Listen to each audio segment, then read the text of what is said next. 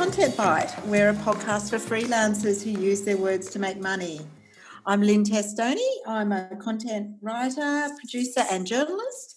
And my host every week is the lovely Rachel Smith, who is actually the Rachel from Rachel's List. But you do lots of other things too, don't you, Rachel? I do actually, lots of other things. But yes, hello everyone. I'm a journalist, copywriter, content producer, and I also run the show at Rachel's List. And we have a very exciting show today because we're talking about, well, we think it's exciting, but then we are complete nerds and, you know, get excited about business things and things to do with freelancing.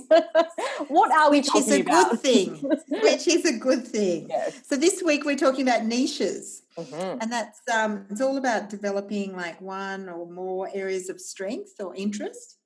Mm-hmm. So you become like the go-to writer or content creator in that niche.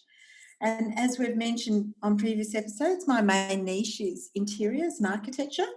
And it's been incredibly successful for me, even if it was a strategic decision I made accidentally. Yeah. I'll talk a little bit more about that, how it's worked for me. But what about your niches, Rachel?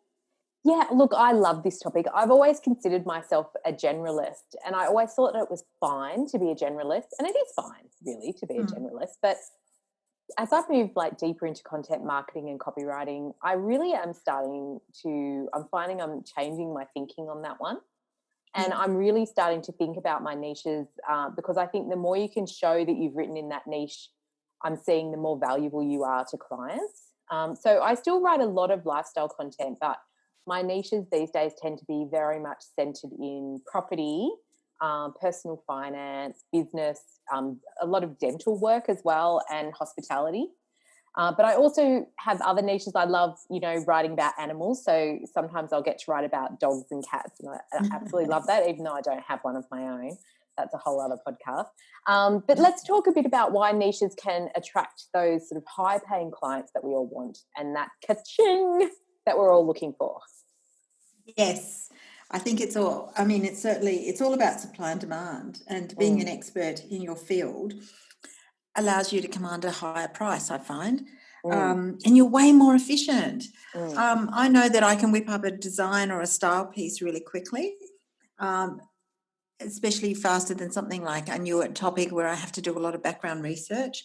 So even if I charge the same amount across the board, a piece of content marketing in my niche is actually more profitable because if I look at the hourly rate that I'm charging. So, of course, the reality is, Rachel, that you and I could probably write about anything if we thought about it.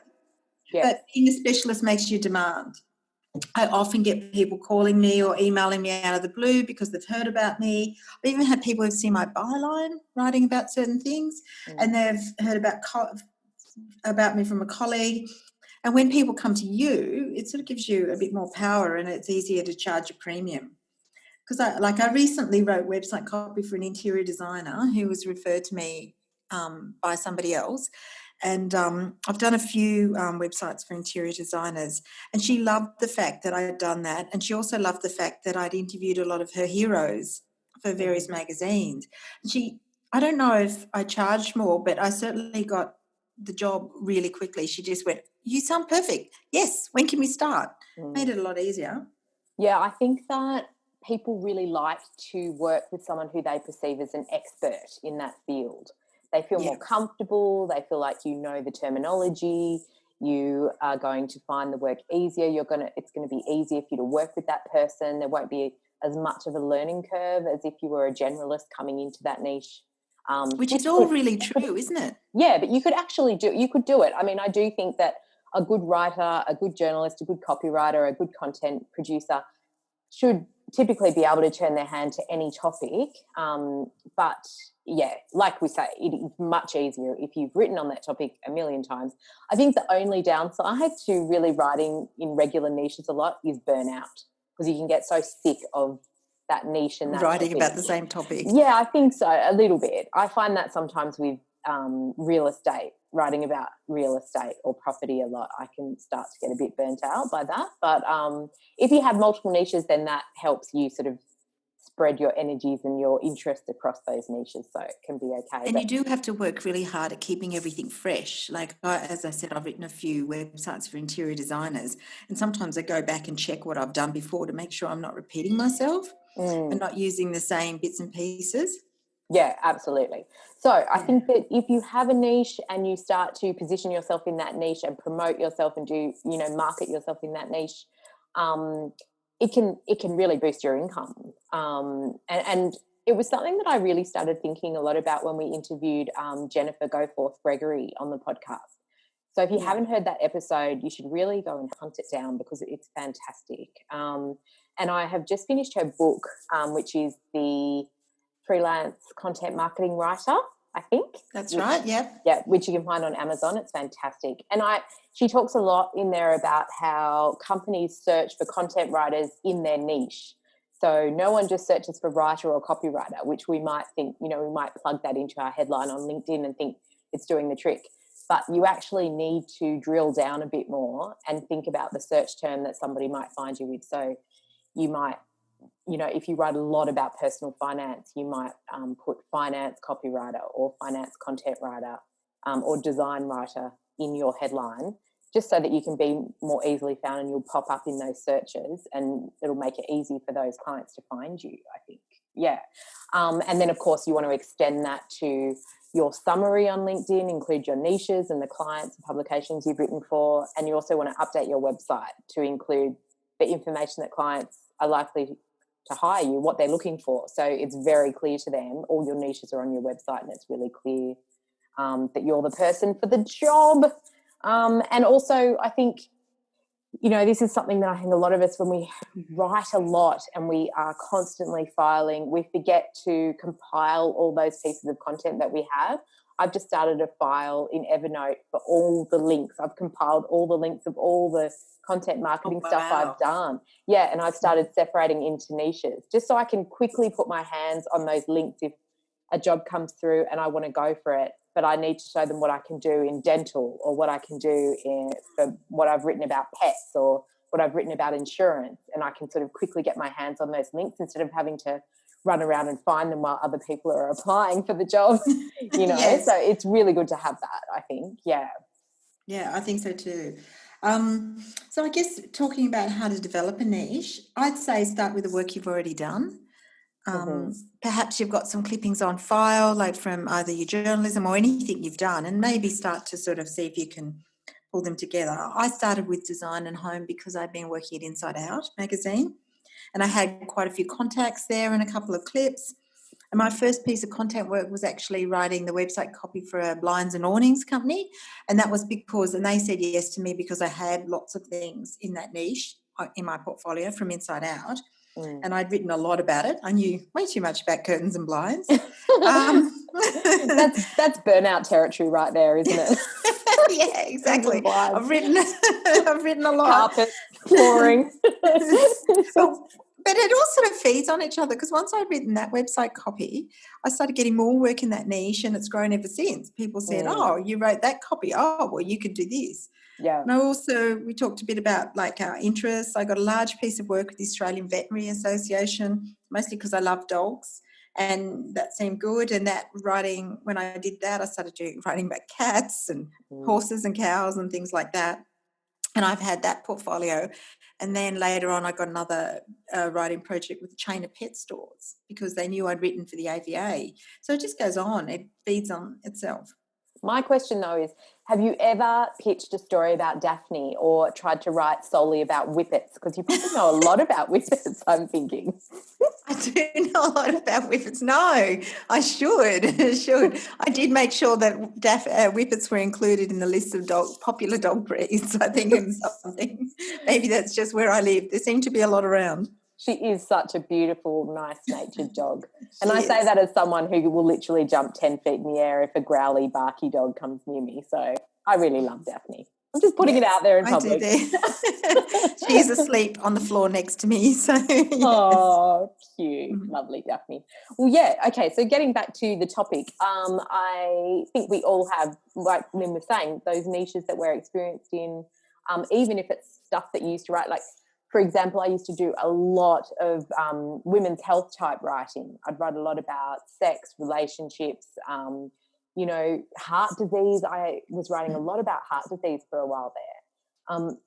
So that's kind of even a sub niche into health, isn't it? If you can write about women and, heart disease or that sort of thing, you can sort of really target specific clients in that niche as well. Well, I must admit that I've commissioned you when I was editing things, and you've done quite a few pieces for me on things like diabetes and stuff. And I knew that you'd done health, and then you knew you had all the contacts. It makes it easier. That's right, because I used to, I was commissioning editor on a diabetic magazine for a long, long time. So I did have heaps of contacts and wrote a lot about diabetes back then. So yeah, isn't that funny? That's a niche that I haven't written about for years, but I could easily pick up if I wanted to. Yes, because you know all the right questions, and you just have you to kind see of know what's about that happening topic. now. And it is one of those very complex topics. It's the same thing with tech. It's so complex and you can really go off in so many tangents that you want to know it really well in order to be fast at writing in that area. But, I think Jennifer had a really good – do you remember how she talked about finding clients in a particular niche? Yeah, I think she sort of tends to often look at a particular product or service, but then so drill down to one. And then she says just do a Google search and find all the companies that sell these products and services. So she had an example, I think you said in her book, where a gardening writer could approach, I guess, she said Home Depot, so i.e. Bunnings or Lowe's or gardening stores, which is the obvious one. But what she does is she mainly talks about the companies that sell to those retail outlets. And I think that's where you think it's really about that industry. And I know that sometimes when I presented at your masterclass about going into content marketing, that I suggest that if you worked as a journalist, look at the people who used to advertise in the magazine or publication. So at Inside Out or the home titles, a lot of my clients are actually people that used to advertise, and a lot of them don't advertise anymore, which says something about the magazines, but they want their own content now on their websites or whatever, or blog posts. Yeah, that's really true. Look, I'm in the process of updating my website, which I think I've said on the podcast for the past year about 20 million times. But I have seen it in progress and it's coming. It is happening. But yeah, what I'm going to do is I'm going to divide my portfolio into subcategories and show the niches I work in and split the work up that I've done in those niches so that I can then very efficiently SEO optimize those pages for those niches. And then you can send people just direct to that category. Exactly. So if somebody wants to see your work in health, you can just send them straight to that. Exactly.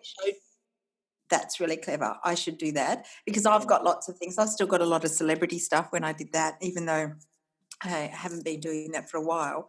Yep. But I think definitely I'm going to steal that idea, Rachel. You are welcome to it. And do it on my own website, yes. Lovely. All right, well, I think that is all we have to say on niches, although we could probably talk about it a lot more, being the word nerds that we are.